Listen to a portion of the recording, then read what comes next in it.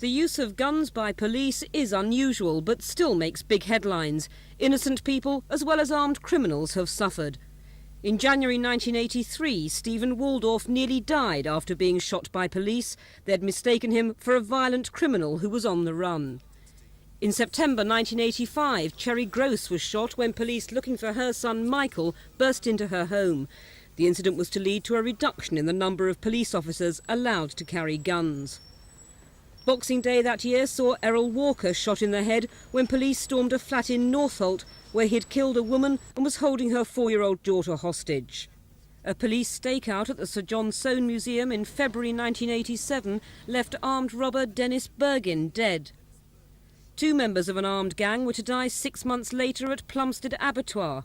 Police were lying in wait when the gang moved in to rob a security van.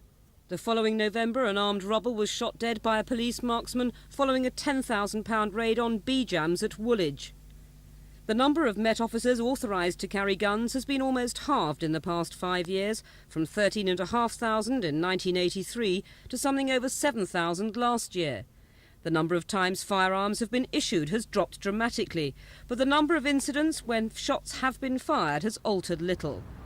Local MP Robert Hughes visited the scene of today's shootout.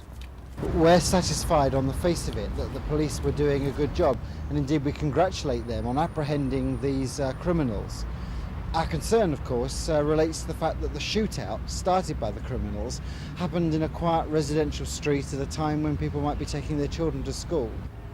But opposition police spokesman Barry Shearman says police surveillance shouldn't lead to shootouts. We don't want to stop the police doing their job. We're in favour of the police doing their job, but we don't want to slip into a society where guns are carried by both sides, because what we know is the more the police use guns, the more the criminal uses guns, and we get that downward spiral.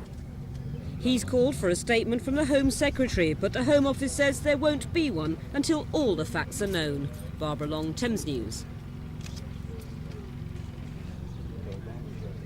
You ready?